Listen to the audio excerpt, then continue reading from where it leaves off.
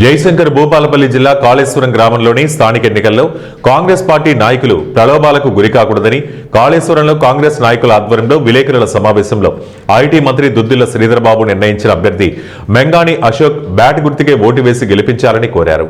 DCC అధ్యక్షుడు బుట్టా కరుణాకర్ కాళేశ్వరం ప్రాంత అభివృద్ధి కావాలని, అభివృద్ధి దశలో నడవాలన్నా రాష్ట్రంలో అధికారంలో ఉన్న కాంగ్రెస్ పార్టీ వల్లే అవుతుందని గ్రామ ప్రజలు గ్రహించాలని, గత ప్రభుత్వం బీఆర్ఎస్ పాలనలో నీళ్లు, నిధులు, నియామకాల మీద ముందుకు వచ్చింది కానీ కాళేశ్వరం ప్రాజెక్టు కాస్త కూలేశ్వరం ప్రాజెక్టుగా మారి లక్షల కోట్ల రూపాయలను వెచ్చించి ప్రజల సొమ్మును కాజేసి కట్టిన ప్రాజెక్టు రాష్ట్ర రైతులకు ఎటువంటి ఉపయోగం లేకుండా ఉందని అన్నారు.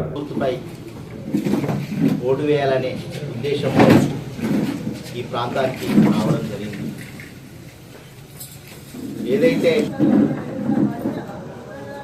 ఈ ప్రాంతంలో అభివృద్ధి జరగాలంటే, ఈ ప్రాంతంలో అభివృద్ధి ప్రాంతం ముందుకు వెళ్ళాలంటే కేవలం కాంగ్రెస్ పార్టీ వల్లనే సాధ్యమవుతుందనే విషయాన్ని ఈరోజు గ్రామ ప్రజలకు తెలియజేయడం జరుగుతుంది. ఎందుకంటే మంత్రి నియోజకవర్గంలో శ్రీధర్ బాబు గారు ఉన్నారు, రాష్ట్రంలో కాంగ్రెస్ పార్టీ అధికారంలో ఉంది కాబట్టి అభివృద్ధి ముందుకు పోవాలి. కాబట్టి ఈ సర్పంచ్గా అశోక్ గారిని గెలిపిస్తే ఈ గ్రామం ముందుకు వెళ్తుందనే విషయాన్ని తెలియజేయడం జరుగుతుంది.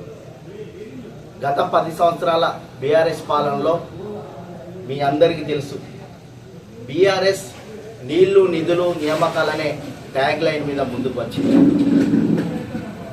ఈరోజు నీళ్ళ విషయానికి వస్తే కాళేశ్వరం ప్రాజెక్టు కాస్త కూలేశ్వరంగా మారి ఈ యొక్క బీఆర్ఎస్ ప్రభుత్వం లక్షల కోట్ల రూపాయలను పెట్టిందనే విషయాన్ని మీరందరూ గుర్తుంచుకోవాలి. అంతేకాకుండా నిధుల విషయానికి వస్తే రైతు బంధుని తీసుకువచ్చిళ్ళు, పుట్టలకు, గుట్టలకు, రోడ్లకు కూడా నిధులు ఇచ్చి ఈరోజు రాష్ట్రాన్ని అప్పుల కుప్పగా మార్చింది బీఆర్ఎస్ ప్రభుత్వం.